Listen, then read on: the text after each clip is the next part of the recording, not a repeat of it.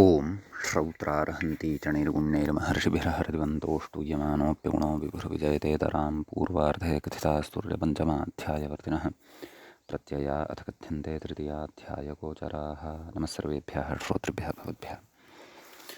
अस्माभिः गतपाठे यद्यत् पठितं तद् एकवारं स्मरामः। वयं वैयाकरणसिद्धान्तकौमुदी इत्याख्यस्य ग्रन्थस्य तत्र पूर्वकृदन्तप्रकरणं पठन्तः स्मः। प्रकरणस्यास्य अस्माकं क्रमे तत्र नवमः पाठः गतपाठः प्रवृत्तः। अस्मिन् नवमे पाठे सर्वादौ अस्माभिः दिवा विभा निशा प्रभा भास्कारान्तानन्दादिबहुनान्ति किंलिपिलिपि बलि भक्ति कर्तृचित्र क्षेत्र संख्याजङ्कापाह्वहर तद्धनुरुषु इति सूत्रं पठितम्। येषु क्रियष्टः स्यात् हेत्वादावपि इति सूत्रस्य अर्थः दृष्टः। दिवाकरः विभाकरः निशाकरः इत्यादीनि सूत्राणि साधितानि। भास्करः इत्यत्र कस्कादित्वात् कप्रत्ययः भवति इत्युक्तं। ततः बहुकरः इति साधितं। प्रकृते बहुशब्दस्य वैपुल्यार्थं संख्यापेक्षया पृथग्ग्रहणं कृतं वर्तते इत्युक्तं। लिपि शब्दौ पर्यायौ भवतः अतः लिपिकरः लिबिकरः इति समानार्थे एव रूपद्वयमत्र सिद्धं भवति। संख्यावाचकस्य तु संख्या एककरः द्विकरः इति रूपं साधितं। कस्कादित्वात् अहस्करः इति च तत्र साधितं। ततः नित्यं समासेन उत्तरपदस्थस्य इति तत्र षत्वं भवति। धनुष्करः अरुष्करः इति रूपं तत्र साधितं। षत्वस्मारणपूर्वकं। ततः किं यत् तद् एतत् शब्दत्रयविषये तु किं यत् तद् बहुषु क्रियोजविधानम् इति वार्तिकम् अस्माभिः पठितम्। अत्र किङ्करा यत्करा तत्करा इति स्त्रियां रूपाणि भवन्ति। टप्रत्यये सति तु टिदन्तलक्षणः ङी प्रवर्तेत। तेन किङ्करी यत्करी तत्करी इत्यादीनि अनिष्टानि रूपाणि स्युः इति तत्र वार्तिककारेण तत्र इदम् अत्र उक्तम्। अपि च पुंयोगे तु किङ्करी इत्यादीनि रूपाणि अपि सिद्ध्यन्ति इत्युक्तम्। ततः कर्मणि भृतौ इति सूत्रं पठितं। कर्मशब्दे उपपदे करोतेष्टः स्यात् भृतौ। कर्मकरो भृतकः इति पठितं। कर्मकारः तु अन्यः भवति। तत्र भृत्यर्थः यत्र न भवति तत्र कर्मकारः इति प्रयोगः भवति इति तत्र दृष्टम्। ततः न शब्दश्लोककलहगाथा वैरचाटुसूत्रमन्त्रपदेषु इति सूत्रं पठितम्। येषु उपपदेषु क्रियः टः न भवति अपि तु यथा यथम् अन्यः विहितः प्रत्ययः एव अत्र प्राप्तः भवति इति पठितम्। अतः तत्र शब्दं करोति शब्दकारः इत्यादीनि उदाहरणानि साधितानि। श्लोककारः कलहकारः इत्यादीनि सर्वाणि दृष्टानि। ततः स्तम्भशकृतोरिन् इति सूत्रम् अस्माभिः पठितम्। अत्र स्तम्भ अपि च शकृत् इति उपपदे सति कृधातोः इन् प्रत्ययः भवति इत्युक्तम्। अपि च अत्र वार्तिकमपि एकं पठितमस्माभिः व्रीहिवत्सयोरिति वक्तव्यम् इति। तत्र स्तम्भकरिर्व्रीहिः शकृत् करिर्व्रीहिः नाम व्रीह्यर्थे अपि च वत्सार्थे एव तत्र स्तम्भ उपपदे सति शकृत् उपपदे च सति कृधातोः इन् प्रत्ययः भवति। यथासङ्ख्यम् अत्र अन्वयः भवति इति चोक्तं। व्रीहिवत्सार्थः यदि न भवति तदा तु स्तम्भकारः शकृतकारः इत्येव प्रयोगः भवति तत्र उक्तं। ततः हरतेर्धृतिनाथयोः पशौ इति सूत्रं गते पाठे अस्माभिः आरब्धम्। अस्य सूत्रस्य धृतिनाथयोः उपपदयोः ह्रियः इन् स्यात् पशौ कर्तरि इति अर्थः अस्माभिः गते पाठे दृष्टः।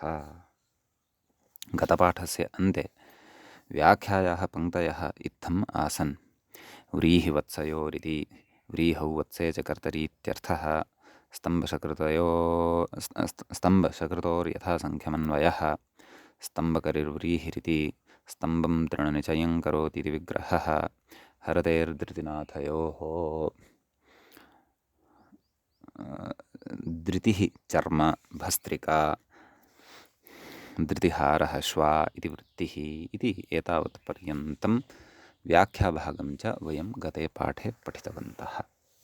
अयं नवमः पाठः अस्माकं क्रमे अस्य पूर्वकृदन्तप्रकरणस्य गतपाठः प्रवृत्तः अभूत्। अधुना तावत् पूर्वकृदन्तप्रकरणस्यास्य अस्माकं क्रमे तत्र दशमः पाठः आरब्धो भवति। अत्र दशमे अस्मिन् पाठे हरतेर्धृतिनाथयोः पशौ इति सूत्रस्थ उदाहरणमग्रे चर्चनीयं वर्तते। तत्र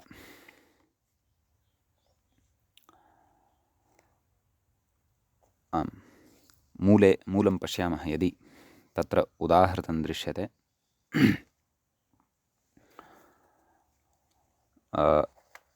धृतिं हरतीति धृतिहरिः एवं खलु इति प्रथमम् इदम् उदाहरणं भवति। अत्र धृति इति उपपदे सति हृधातोः इन् प्रत्यये सति धातोः गुणादिकं कृत्वा विभक्तिकार्यं कृत्वा धृतिहरि इति रूपं सिद्धं भवति। तत्र व्याख्यायां यथा अस्माभिः गतपाठस्य अन्ते पङ्क्तिः पठिता खलु, धृतिः चर्मभस्त्रिका धृतिहारः श्वा इति वृत्तिः न वृत्तौ तत्र श्वा इति विशेषपदं दत्तं वर्तते। श्वा एव धृतिहरः स्यात् इति नास्ति। अतः तत् हरते यः सः धृतिहरिः भवति इति भावः। सम्यक् इति एकम् उदाहरणं। परन्तु पश्वर्थः गम्यमानः स्यात्, सः पशुरेव कश्चन स्यात् इति तु अत्र अपेक्षा अस्ति एव। धृतनाथयोः पशौ इत्युक्तं खलु।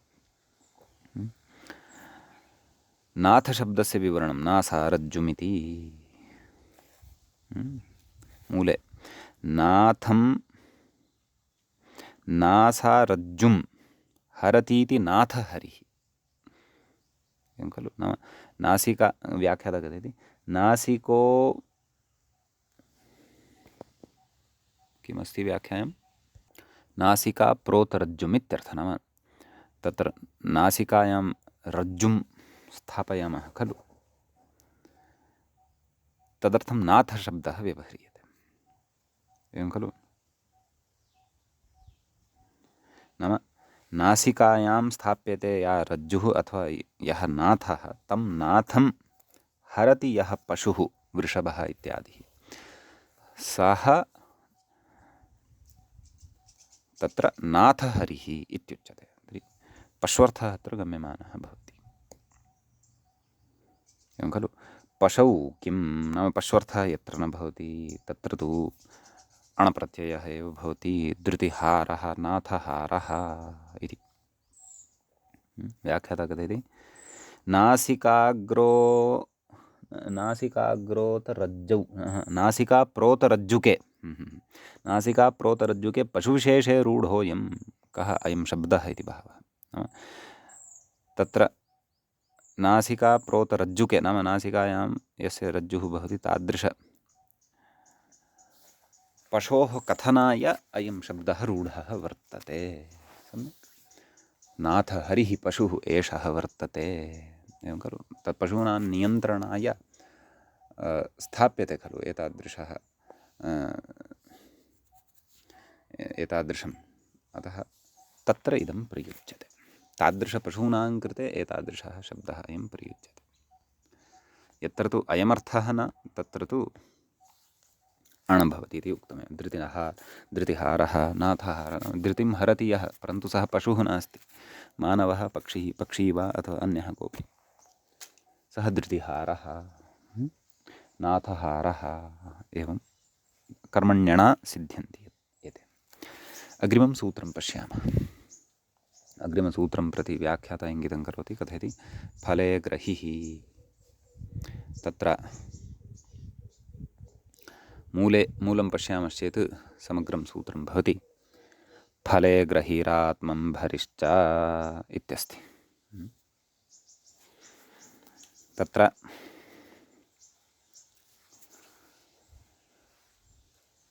सूत्रे फले ग्रहिः इति प्रथमान्तं पदं भवति। प्रथमं पदं, द्वितीयं पदम् आत्मम्भरिः इति द्वितीयं पदं भवति। च इति तृतीयं पदं भवति। सम्यक्। अत्र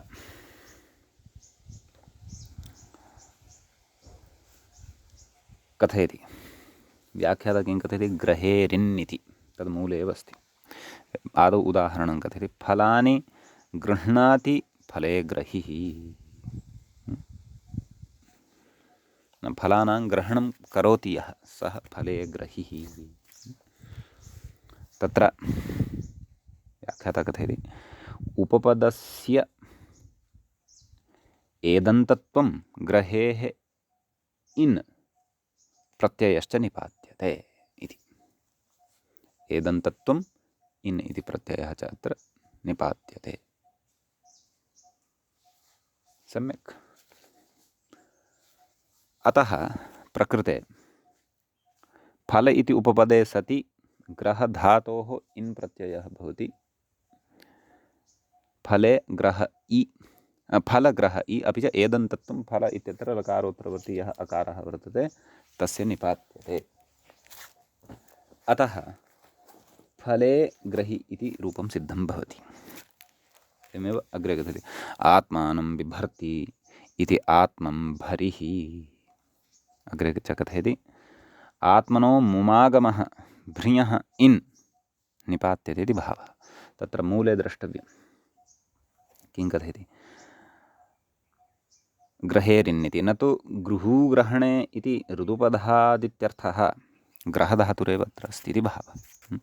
अग्रे मुमागम इति कथयति, आत्मनशब्दस्य न लोपे कृते अकारादुपरि मुमित्यर्थः इति। आत्मं बिभर्ति, भ्रिय धातुः भवति पोषणार्थकः। तर्हि आत्मन् उपपदे सति भ्रूधातोः इन् प्रत्ययः निपात्यते, मुं च निपात्यते। न लोपः भवति, आत्म मु भार इ धातोः गुणः अपि भवति। मुमः मकारस्य अनुस्वारः पुनः परसवर्णत्वेन मकार एव लभ्यते।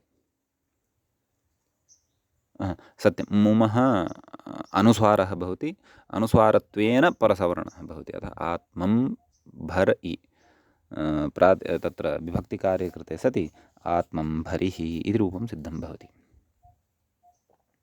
अग्रे व्याख्याता कथयति, चकारः अनुक्तसमुच्चयार्थः इति मत्वा आह।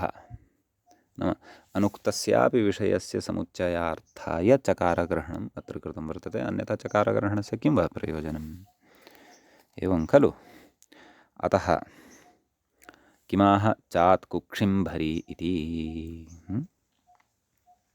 मूले उक्तं खलु, चात् कुक्षिम्भरिः, कुक्षिं बिभर्ति इति विग्रहे मुमागमे च सति प्रकृते अयमपि शब्दः निपातनकोटौ स्वीक्रियते, कुक्षिम्भरिः इति साध्यते।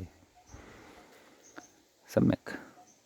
भाष्ये तु भ्रियः कुक्ष्यात्मनोः नुं च इति वक्तव्यम् इति स्थितं। नाम तत्र वार्तिकं दृश्यते इति भावः। स्याद् अबन्ध्यः फले ग्रहिः इति वृक्षपर्याये अमरः, नाम तादृशवृक्षविशेषः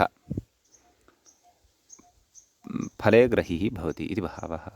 अग्रे उभावात्मम्भरिः कुक्षिम्भरिः स्वोदरपूरके इति विशेष्य निघ्नवर्गे, नाम अमरे एव अस्ति इदमपि। अग्रे कथयति, उदम्भरि शब्दं समर्थयितुमाह चान्द्रास्त्विति मूले।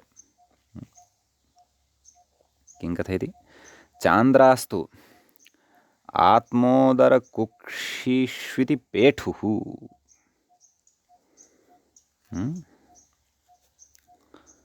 कोऽर्थः?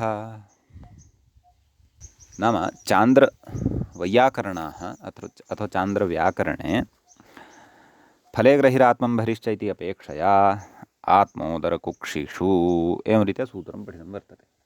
कोऽर्थः तर्हि? तदेव आत्मन् कुक्षि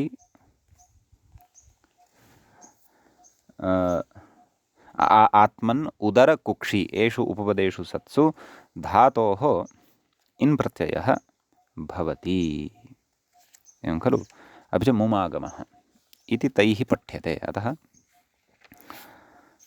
तत्र उदम्भरः उदरम्भरः इति प्रयोगः अपि सिद्ध्यति। उदरं भरिः इति प्रयोगः अपि सिद्ध्यति। तत्र मुरारिप्रयोगमपि दर्शयति। कथम् इति चेत्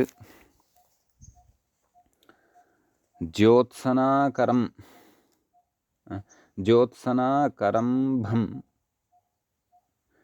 उदरम्भरयश्चकोराः इति मुरारिः। एतेन चकोराः उदरम्भरयः सन्ति इति प्रयोगः प्रदर्शितः वर्तते।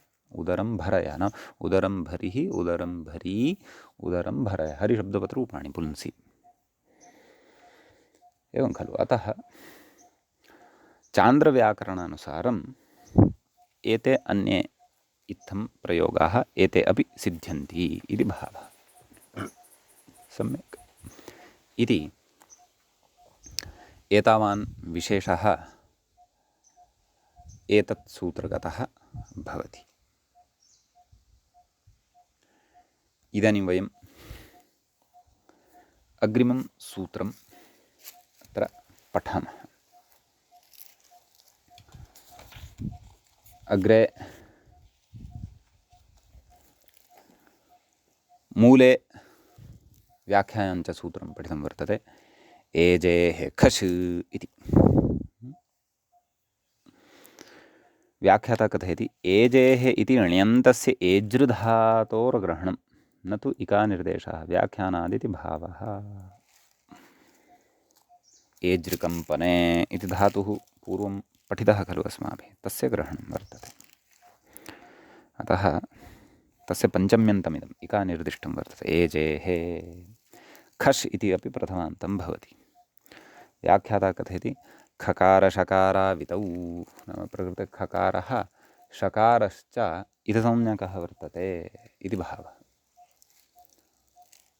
समीचीनम्। आम्। तर्हि कोऽर्थः प्रकृते सूत्रस्य अर्थः कः ज्ञातव्यः। व्याख्याता कथयन्नस्ति अग्रे कर्मण्युपपदे इत्यपि ज्ञेयं।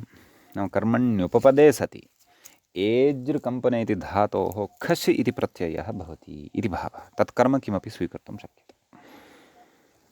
सम्यक्। लक्ष्यम् अस्ति अस्माकं जनमेजयः इति। तत्र जनम् एजयति एवं खलु। ण्यन्तः धातुः एजि इति। जनम् एजयते इति वा एजयति इति वा इति विग्रहे जन इति कर्मण्युपपदे एजि इति ण्यन्तात् धातोः इकानिर्देशः नास्ति, ण्यन्तस्य एव अयम् अस्ति इति उक्तं। ण्यन्तस्य एव पञ्चम्यन्तमिदम् एजेः इति उक्तं खलु। अस्तु। तर्हि प्रकृते एजेः नाम जन्म इति उपपदे जन्मन् इति उपपदे सति एजि इति अण्यन्तात् खश् इति प्रत्ययः भवति। जन्म एजि आ एवं खलु। ततः अग्रे अत्र प्रयोगः कः जन्मेजयः। एजि अ इत्यवस्थायाम् एजि इत्यत्र गुणः अयादेशः एजय अ एजय जन्मन एजय न लोपे जन्म एजय इति लभ्यते। परन्तु प्रयोगः कः अपेक्षितः जन्मेजयः। तर्हि जन्म एजय अनयोः मध्ये यदि मकारः आगतः स्यात् तदा जन्मेजयः इति प्रयोगः साधयितुं शक्यते खलु। इति चेत् सः मकारः येन आगमेन अत्र आयास्यति सः आगमः मुम् इत्युच्यते। तस्य आगमस्य विधायकं सूत्रम् अग्रे अस्माभिः पठनीयं वर्तते। तत्र व्याख्याता कथयति अरुर्द्विषत्। पश्यामः मूले चेत् तर्हि तत्र षष्ठं सूत्रं मुमागमविधायकं दृश्यते। अरुर्द्विषदजन्तस्य मुम् इति। समीचीनम्। अत्र अरुर्द्विषदजन्तस्य इति प्रथमं पदं सूत्रस्य षष्ठ्यन्तं भवति। षष्ठीविभक्तेः एकवचनान्तं भवति। मुम् इति प्रथमान्तं विधीयमानं प्रथमाविभक्तेः एकवचनान्तं च भवति। सम्यक्। प्रकृते व्याख्याता कथयति अरुस् द्विषस् अजन्त एतेषां समाहारद्वन्द्वात् षष्ठी अच अन्ते यस्य सः अजन्तः अरुश्च द्विषच्च अजन्तश्च अरुर्द्विषदजन्तं समाहारद्वन्द्वः तस्य अरुर्द्विषदजन्तस्य अग्रे कथयति अलुगुत्तरपदे इत्यधिकारात् उत्तरपदे इति लभ्यते स च अधिकारः अस्माभिः अलुकप्रकरणे विस्तरेण चर्चितः वर्तते वयं जानीमः नूतनः विषयः नास्ति। अग्रे कथयति व्याख्याता खित्यनव्ययस्य खिति अनव्ययस्य इत्यतः खिति इति अनुवृत्तं। सम्यक्। अग्रे कथयति खितः प्रत्ययत्वात् तदन्तविधिः प्रत्ययग्रहणे दन्ताः ग्राह्याः इति भावः तदाह खिदन्ते उत्तरपदे इति एवं खलु सूत्रार्थः द्रष्टव्यः। अरुषः द्विषतः अजन्तस्य च मुमागमः स्यात् खिदन्ते उत्तरपदे इत्युच्यते। सम्यक्। तर्हि अस्माकं पुरतः जन्मन एजय इत्यवस्थायां नलोपः प्रातिपदिकान्तस्य इत्यनेन नलोपः यदा क्रियते तदा तत्र अजन्तत्वं जन्म इत्येतस्य लभ्यते। सम्यक्। अतः मुमागमः भवति। मुम मित् अतः मिदजोन्त्यात् इति परिभाषा स्मर्तव्या। जन्म म एजय क्षन्तव्यं जन्म इति नास्ति पूर्वपदं जन इति अस्ति। जनम् एजयति इति अस्ति। जन्म इति नास्ति। अतः नलोपप्रसङ्गः सः मया प्रमादादुक्तः। जन्म इति शब्दभ्रमः मम प्रमादः। जनम् एजयति इति खलु। अतः जन इति पूर्वपदं जन इति अकारान्तत्वं भजते अतः तस्य मुमागमः भवति जनम एजय जनमेजय सुप्रत्ययः सस्यरुत्ते विसर्गे सति जनमेजयः इति उदाहरणं सिद्ध्यति। परीक्षित् इति कश्चन राजा तस्य राज्ञः पुत्रः जनमेजयः ऐतिह्यप्रसिद्धः इति इदम् उदाहरणमत्र। परन्तु ततः पूर्वं किमुच्यते शित्वाच्छबादिः इदमपि अस्ति। नाम प्रकृते खश् भवति सः शित् अस्ति एवं खलु। अतः शप् भवति। तत्र णिचि एजि इति भवति खलु। जन एजि एजि धातोः खश् जन एजि खश् खशः अ अवशिष्यते जन एजि अ तदनन्तरं शप् कर्तृशप् इत्यनेन शप् भवति। अतः खश् शित् अस्ति कर्तृर्थः सार्वधातुकश्च तस्य सार्वधातुकत्वं तस्य वर्तते अतः शप् भवति। जन एजि अ पररूपं भवति अतो गुण इत्यनेन जन एजि अ सार्वधातुकार्धातु इत्यनेन गुणः भवति। जन एजे अयादेशः जन एजय अ मुमागमः जनम एजय अ जनमेजय विभक्तिकार्ये कृते जनमेजयः इति प्रयोगः अत्र सिद्धो भवति इति भावः। शित्वाच्छवादिः इति अस्य अयमभिप्रायः। खिदन्तम् उत्तरपदमत्र अस्ति एव। तत् किम् एजय इति खिदन्तमेव अस्ति खलु। कथं यतः खश् प्रत्ययः विहितः खशः खिदन्तत्वं भवत्येव खलु। अतः एवं वा न वा इति अत्रत्यः कश्चन विशेषः वा न वा। व्याख्याता किं कथयति जनान् एजयति सः बहुवचने स्वीकृतवान् अस्ति। जनान् एजयति विग्रहः खशः शित्वात् सार्वधातुकत्वं शप् गुणायादेशौ पररूपं सुपोलुकी मुम् इति भवति इति भावः। समीचीनम्। अग्रे कथयति वातशुनीति वार्तिकमिदं व्याख्याता कथयति नाम वार्तिकमग्रे पठ्यते इति भावः। पठामः, मूले पश्यामः। आम्, वातशुनीतिलशर्धेष्वजधेट् तोदजहातिभ्यः खश उपसङ्ख्यानम् इत्यस्य वार्तिकम्। पदच्छेदं पश्यामः वार्तिकस्य। वातशुनीतिलशर्धेषु सप्तमी विभक्तेः बहुवचनान्तम् इदं पदं भवति। अग्रे अजधेट् तोदजहातिभ्यः इति पञ्चम्यन्तं, पञ्चमी विभक्तेः बहुवचनान्तं। खशः षष्ठ्यन्तम्, उपसङ्ख्यानमपि प्रथमान्तम्। सम्यक्। कः अर्थः वार्तिकस्य इति चेत् व्याख्याता कथति वातशुनी तिल शर्ध येषां द्वन्द्वात् सप्तमी, एतेषां द्वन्द्वः भवति, अतः द्वन्द्वात् सप्तम्यन्तम् इदं पदं भवति। अग्रे कति सन्ति एते? वातशुनी तिल शर्ध। अग्रे के सन्ति? अजधेट् तुद जहाति, एतेपि चत्वारः सन्ति। येषां द्वन्द्वात् पञ्चमी यथासङ्ख्यम् अन्वयः। कोऽर्थः? नाम तत्र वातशुनी तिल शर्ध येषु सुबन्तेषु उपपदेषु सत्सु अज् धेट् तुद् अपि च हा, वातशुनी तिल शर्ध एते चत्वारः सन्ति खलु। अज धेट् तुद्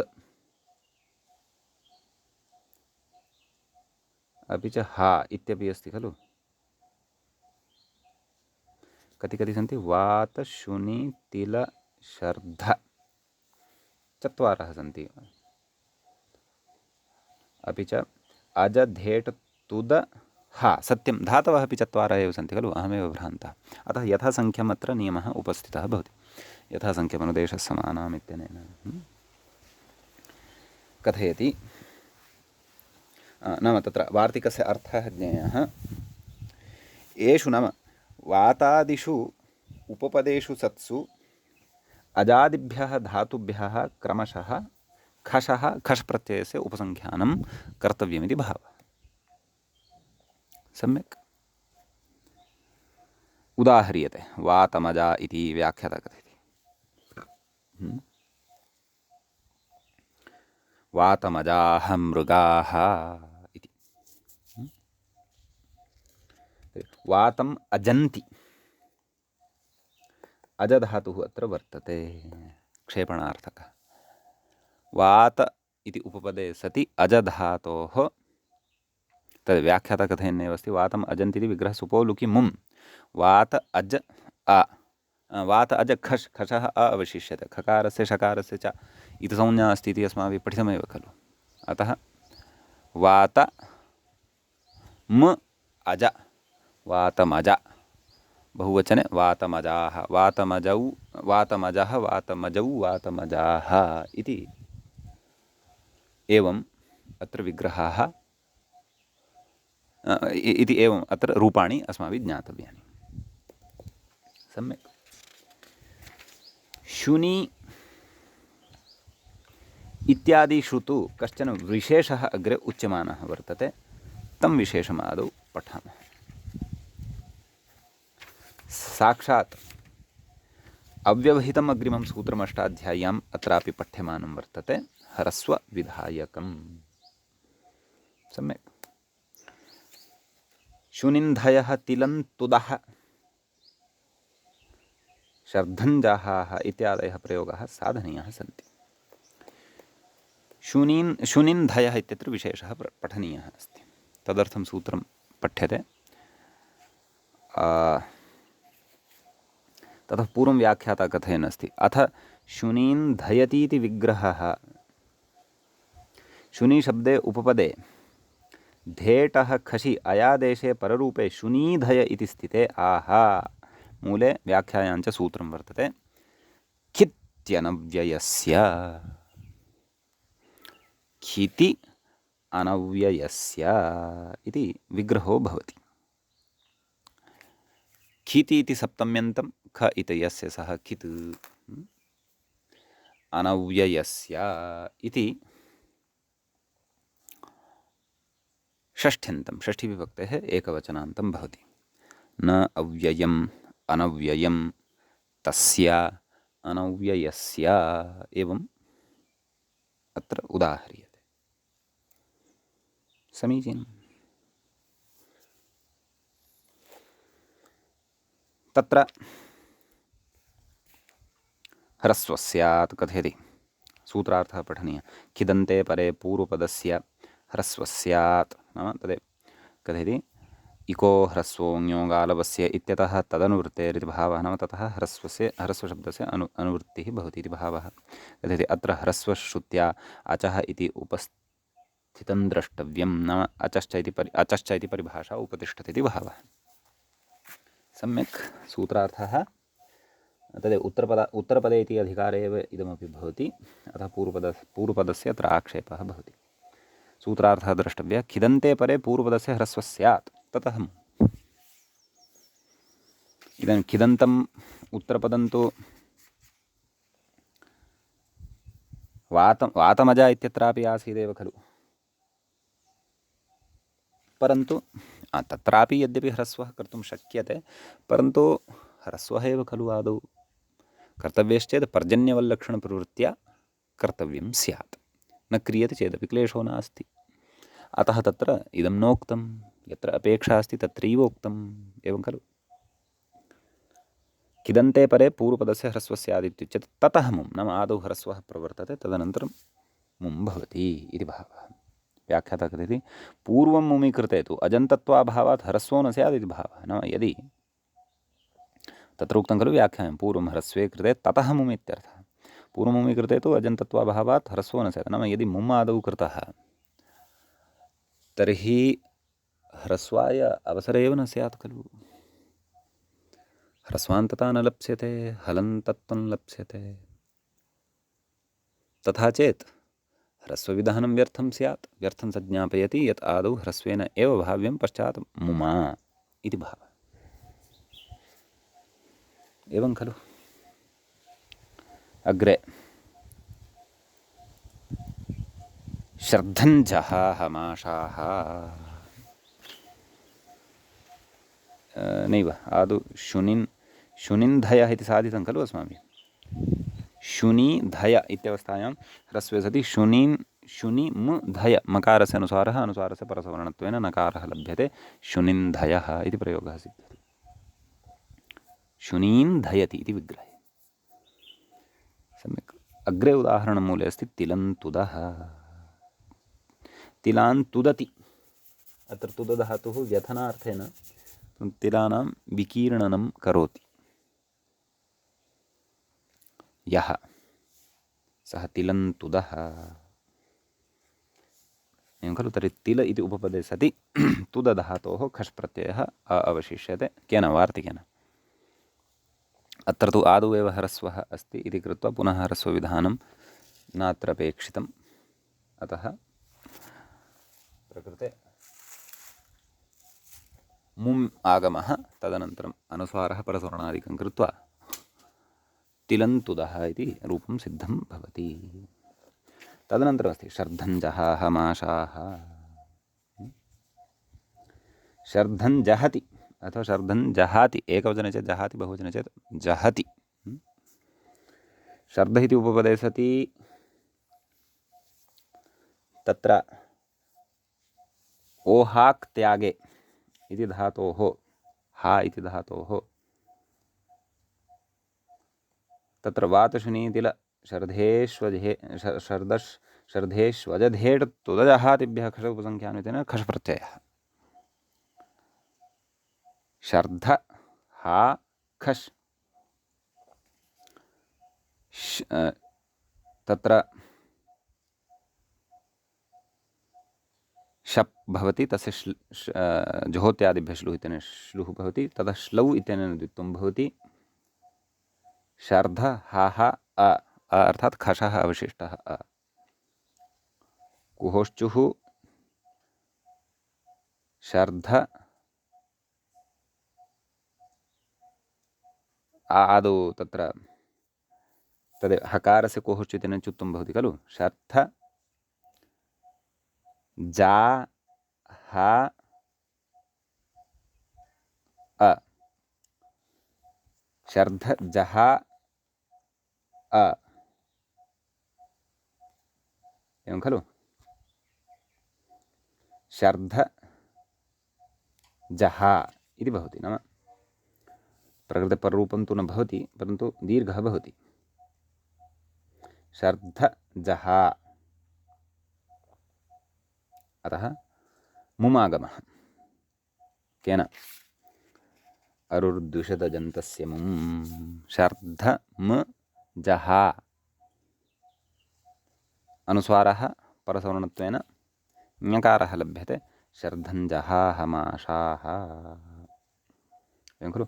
आकारान्तत्वमस्य सिद्ध्यति, अतः शर्धञ्जहाः शर्धञ्जहौ शर्धञ्जहाः इति विश्वपा इति शब्दवत् रूपाणि भवन्ति। शर्धन् नाम अपानवायुविशेषः। व्याख्याता कथयति भाष्ये तु मृगाः इति पाठः अग्रे गते शर्धः अपानद्वारे स्थितः शब्दः इति माधवादयः। नाम अपानद्वारे यः शब्दविशेषः, नाम तद् अपानवायुत्यागवेलायां यः शब्दविशेषः जायते सः शर्धः इत्युच्यते। अतः एते माशाः शर्धञ्जाहाः सन्ति, नाम शर्धं त्याजयन्ति हापयन्ति इति व्याख्याता कथयति। अन्तर्भावितेति मूले उक्तं खलु। तत्र मूले इदमपि उच्यमानमस्ति खलु, शर्धञ्जहाः माशाः। तदनन्तरं शर्धः अपानशब्दस्तञ्जहाति इति विग्रहः। जहातिरन्तर्भावितरण्यर्थः कथयति। तथा च शर्धं हापयति इति विग्रहफलितः। पूर्वमपि उक्तं खलु भाष्ये तु मृगाः इति पाठः, शर्धञ्जहाः मृगाः। अस्तु, अग्रे कथयति भाष्ये तु वातशुनी इति वार्तिके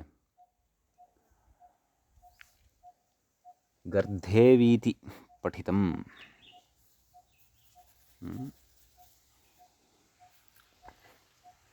नाम तत्र वार्तिके शर्धेष्विति पठ्यते खलु। नाम वातशुनी तिलशर्धेष्वजधेट् इति, तत्र गर्धेष्वजधेट् इति अस्ति इति भावः। वातशुनी तिलगर्धेष्वजधेट् तुदजहातिभ्यः उपसङ्ख्यानम्। एवं पाठभेदः दृश्यते। कदाचित् दीक्षितस्य पुरतः पाठभेदः अपि भवितुम् अर्हति भाष्यस्य इत्यपि अत्र द्रष्टुं शक्यते। विस्तरेण तु अत्रत्यं रहस्यं ज्ञातुं भाष्यमेव द्रष्टव्यं।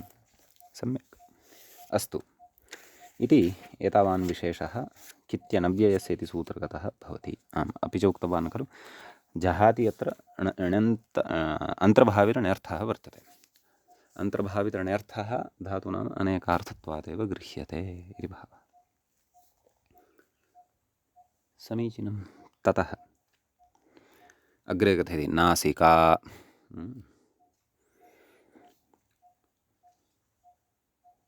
सूत्रं मूले पश्यामश्चेत् नासिकास्तनयोर्ध्माधेटोः इत्यस्ति सूत्रम्। एवं किल। तत्र नासिकास्तनयोः इति सप्तम्यन्तं पदं, सप्तमीविभक्तेः द्विवचनान्तं भवति। ध्माधेटः इति च षष्ठ्यन्तं पदं नैव, ध्माधेटोः इति षष्ठ्यन्तं पदं भवति। तत्र व्याख्याता कथयति नासिकास्तन अनयोः द्वन्द्वात् सप्तमी। नासिका च स्तनश्च, नासिकास्तनौ तयोः नासिकास्तनयोः।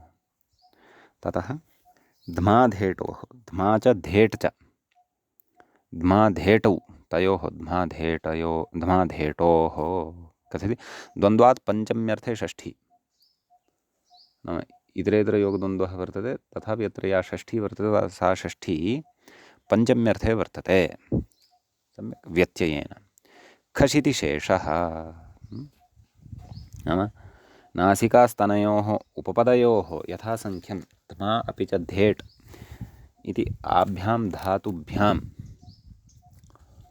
खश् इति प्रत्ययः भवति इति भावः यथासङ्ख्यं प्रायः नास्ति कथयति यथासङ्ख्यम् अन्वये प्राप्ते आह अत्र वार्तिकं नाम अत्र वार्तिकं पठ्यते इति भावः किमस्ति वार्तिकं पश्यामः स्तने धेटो नासिकायां ध्मश्चेति वाच्यम् एवं खलु स्तने धेटः नाम स्तने उपपदे धेटः नासिकायाम् उपपदे च ध्मः च खश् प्रत्ययः वक्तव्यः वस्तुतः अन्यथा अपि यथासङ्ख्यनियमेन अपि अयमेव अर्थः लभ्यते न वा वस्तुतः सम्यगेव तत्र एवमस्ति यथासङ्ख्यं नियमः यदि अत्र स्यात् तर्हि तु नासिका उपपदे सति ध्मा धातोः खश् एवं खलु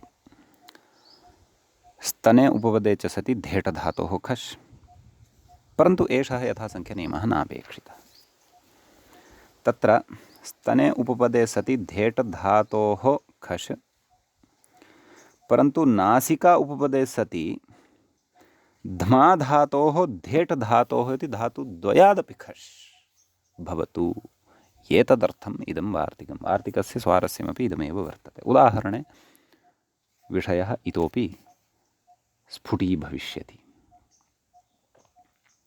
तत्र कथयति नाम उदाह्रियते व्याख्याता तु कथयति अग्रे धेटष्टित्वादिति अस्तु तत्पश्चात् पश्यामः अदु उदाहरणं किम् आरब्धं वर्तते इति पश्यामः स्तनन्धयति इति स्तनन्धयः तर्हि स्तन इति उपपदे सति धेट् धातोः खश् प्रत्ययः स्तन धे अ अयादेशः स्तनधय अ मुमागमः अरुर्द्विषदजन्तस्य मुं स्तन म धय मकारस्य अनुस्वारः तस्य परसवर्णः नकारः लभ्यते स्तनन्धय इति रूपं तत्र सिद्धं भवति विभक्तिकार्ये कृते स्तनन्धय इति सिद्धं भवति अग्रे कथयति धेटष्टित्वात् स्तनन्धयी एवं खलु स्तनन्धयी इति भवति नासिका एतस्मात् तु उदाह्रियते नासिकन्धमः एवं खलु व्याख्याता किं कथयन् अस्ति कथयति यद्यपि टिड्ढाणे इति टिदाद्यन्तं यददन्तं यत् अदन्तं प्रातिपदिकमिति व्याख्यातं तथापि टित्वस्य अवयवे अचरितार्थत्वात् ङीपिति हरदत्तः अत्र यद् वक्तव्यं तत् पाघ्राद्माद्धेटदिशः इत्यत्र उक्तं भवतु नासिकन्धमः कथयति ह्रस्वे कृते मुं ह्रस्वः केन खित्यनव्ययस्य नासिकया धमति एवं खलु नासिकां धमति ध्मा शब्दाग्निसंयोगयोः इति धातुः खलु भवति अतः नासिका उपपदे सति धम धातोः खश् प्रत्ययः नासिका धम नासिका धम मुमागमात् पूर्वमेव खित्यनव्ययस्य इत्यनेन ह्रस्वः नासिक धम ततः मुमागमः अरुर्द्विषदजन्तस्य मुं नासिक म धम अनुस्वारः परसवर्णः नासिकन्धम विभक्तिकार्ये कृते नासिकन्धमः इति प्रयोगः सिद्ध्यति अस्मात् नाम नासिका इति उपपदे सति धेटः अपि खश् विवक्षितः अतः धेटः पक्षे नासिकन्धयः इति प्रयोगः भवति नासिकां पिबति यः सः नासिकन्धयः कः स्यात् इति तु द्रष्टव्यं नासिकायाः पानं यः करोति अस्तु। आम्, व्याख्याता किमपि कथयति? ह्रस्वे कृते मुम् अग्रे कथयति नासिकायाः ध्मश्चेति चकाराद्धेटश्चेति लभ्यते क्व वार्तिके चकारात् इति भावः तस्योदाहरति नासिकन्धयः। सम्यक् इति एतावान् विशेषः अस्मिन् सूत्रे भवति। अधुना अग्रिमं सूत्रं पश्यामः। अग्रे सूत्रं वर्तते मूले व्याख्यायाञ्च नाडीमुष्ट्योश्च इति।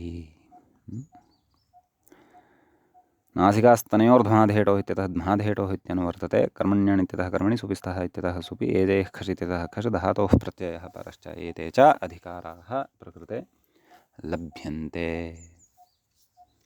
समीचीनम्।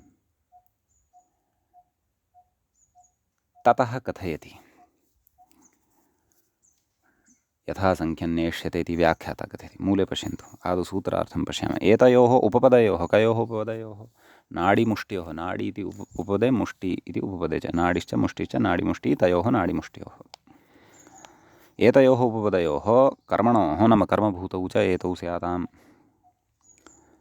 कर्मण्यण् इत्यतः कर्मणि अनुवृत्तेः ध्माधेटोः खश् स्यात्। ध्मा इत्येतस्मात् धेट् इत्यस्मात् च खश् प्रत्ययः भवति। यथा संख्यन्नेष्यते इति उच्यते। अतः नाडी इति उपपदे सति ध्मा धेट् उभाभ्यां खश्, मुष्टि इति उपपदे सति ध्मा धेट् इति उभाभ्यां खश् इति भावः। एवं खलु?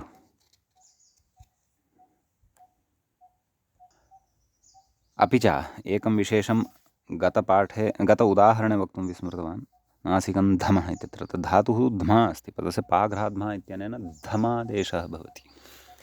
धमा इति आदेशः भवति इत्यपि न विस्मर्तव्यम्। अतः एवं न शङ्कनीयं। धातुस्तु ध्मा अस्ति, प्रयोगे धम इति कुतः श्रूयते। अस्तु, प्रकृतमनुसरामः। तत्र नाडिन्धमः नाडिन्धयः, नाडिन्धमति, नाडी ईकारान्तः दीर्घः। सम्यक्। नाडी उपपदे सति ध्मा धेट् आभ्यां, धेटः धे इत्येव अवशिष्यते, आभ्यां खशि खित्यनव्यस्यतेन ह्रस्वे नाडी धम, नाडी धय, ध्मा इत्यस्य धमादेशः अपि स्मर्तव्यः। मुमागमः अनुस्वारः परसवर्णं नाडिन्धमः नाडिन्धयः इति प्रयोगः सिद्धः भवति। एवं मुष्टि इति उपपदे सति मुष्टिन्धमः मुष्टिन्धयः इति प्रयोगद्वयम् अत्र च सिद्धं भवति। समीचीनं। व्याख्याता किं कथयति? यथा संख्यन्नेष्यते। इदं तु भाष्ये स्पष्टम् अस्तु। समीचीनम्। अत्र वार्तिकमस्ति। व्याख्याता कथयति घटीखारीति। अग्रे च कथयति इत्यादि स्पष्टं। नाम एतत् अत्र किमपि वक्तव्यमिति नास्ति। अस्तु, अस्माभिः तु द्रष्टव्यं। कथयति घटीखारी खरीषूपसङ्ख्यानं। नाम घटी इति उपपदे, खारी इति उपपदे, खरी इति उपपदे च सति ध्माधेटयोः ध्मा अपि च धेट् आभ्यां खशः उपसङ्ख्यानं कर्तव्यम् इति वार्तिकस्य अर्थः। एवं खलु? अतः घटीं धमति घटीं धयति इति प्रयोगे तद् खित्यनव्यस् इति ह्रस्वे मुमागमे च कृते घटीं धमः खशि सति घटीं धमः घटीं धयः इति प्रयोगद्वयं भवति। इत्यादि। आदि नाम खारी इति शब्दे खारिन्धमः खारिन्धयः इति प्रयोगद्वयं सिद्धं भवति। व्याख्याता कथयति खारी परिमाणविशेषः, पात्रविशेषः भवति खलु, यस्मिन् परिमाप्यते धान्यादिः। अतः तत्र उदाहरणं खारिन्धमः खारिन्धयः इति भवति। खरी गर्दभी। एवं खलु? तर्हि खरीं धयति, खरीं धमति, सः खरीं धयः, खरीं धमः, खरीं धयति यः सः खरीं धयः इति प्रयोगः अत्र भवति इति भावः। सम्यक्। ततः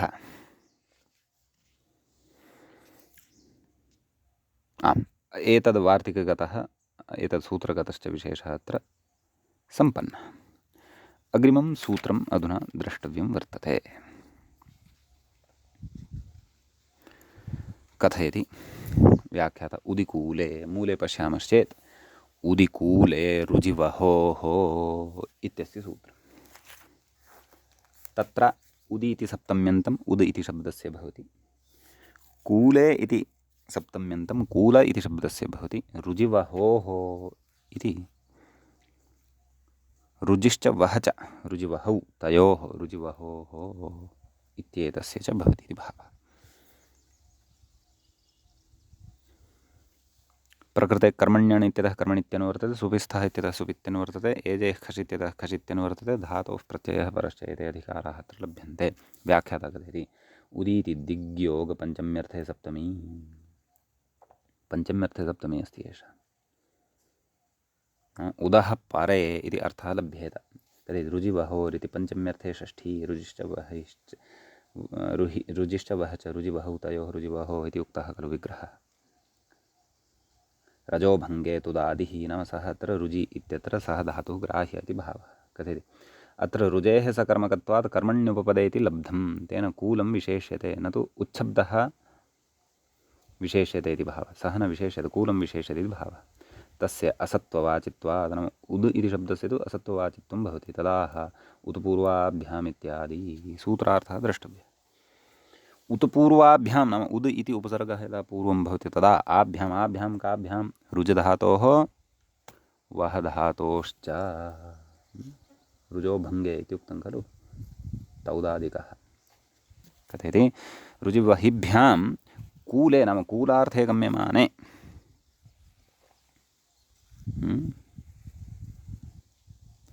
कूले उपपदे क्षन्तव्यः, कूले उपपदे सति कर्मणि उपपदे खश् स्यात्, कर्मणि उपपदे सति खश् इति प्रत्ययः भवति इति अर्थः। उदाह्रियते कूलम् उद्रुजति इति, कूलम् उद्रुजः प्रयोगः कः, कूलमुद्रुजः। तर्हि कूलम् उद्रुजति इत्यस्मिन् इति विग्रहे कूल उपपदे कर्मण्युपपदे उदुपसर्गपूर्वकरुजधातोः खश् प्रत्ययः, कूल उद्रुज कूल उद्रुज मुमागमः, कूलम् उद्रुज केन अरुरुदृशदन्तस्य मुं, कूलमुद्रुज विभक्तिकार्ये कृते कूलमुद्रुजः इति प्रयोगः तत्र सिद्धः भवति। इदानीम् उदुपसर्गपूर्वो वह धातोः खषन्तम् उदाहरति, कूलम् उद्वहः, विग्रहः कथं, कूलम् उद्वहति इति विग्रहः भवति।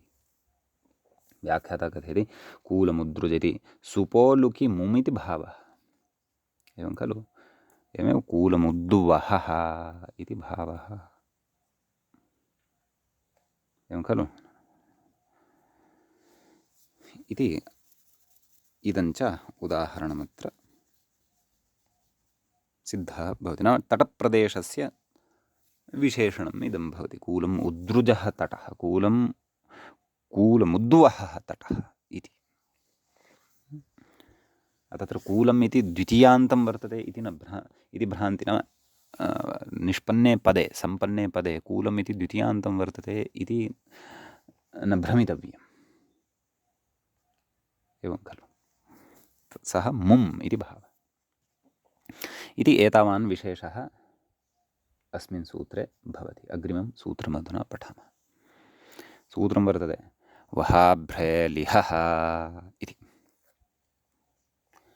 वहश्च अभ्रश्च तयोः समाहारद्वन्द्वः अत्र भवति, वहाभ्रं तस्मिन् वहाभ्रे लिहः इति पञ्चम्यन्तं पदं भवति। व्याख्याता किं कथयति, वहे न सः सूत्रार्थमेव कथयति, यथा मूले सूत्रार्थः नास्ति। प्रकृते कर्मण्यण् इत्यतः कर्मणि, सुपिस्थः इत्यतः सुपि, एजेः खश् इत्यतः खश् इति च अनुवर्तते, धातोः प्रत्ययः परश्च एते च अधिकाराः लभ्यन्ते। सूत्रार्थः मूले द्रष्टव्यः। व्याख्यात्रा उच्यमानः अस्ति वहे अभ्रे च कर्मण्युपपदे लिहः खश् इत्यर्थः। वहे अभ्रे च कर्मणि उपपदे। वह शब्दस्य विवरणं स्कन्द इति। वहः स्कन्धः, स्कन्धः वहति इति वहः, अजन्तः शब्दः सिद्धः। वहः स्कन्धः तं लेढि इति। वहन् लिहो गौः। तर्हि वह इति उपपदे सति लिह धातोः खश् प्रत्ययः अरुर्द्विषदन्तस्य मुम् इत्यनेन मुमागमः अनुस्वारः। वहन् लिहो गौः, अयं गौः वहन् लिहः वर्तते। स्कन्धन् लेढि, अतः वहन् लिहः अयं वर्तते। कथयति अदादित्वा छपो लुकु। व्याख्याता कथयन्नस्ति शपो लुगिति खशः शित्वेन सार्वधातुकत्वात् कृतस्य शपः लुगित्यर्थः केन अधिप्रवृत्तिभ्यः शपः इति भावः इत्यनेन इति भावः। सम्यक्। अग्रे कथयति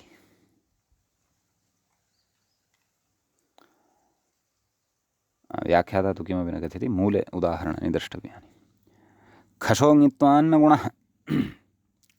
कः गुणः? लघुपदगुणः इति भावः लिह इत्यत्र, अन्यथा वहन् लेहः इति भवति स्म इति भावः।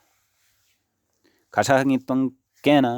सार्वधातुकमपित्। किञ्चित् सार्वधातुकत्वमस्ति खलु, सार्वधातु अपित् सार्वधातुकं ङितवत् भवति, अतः गुणो न भवति इति भावः।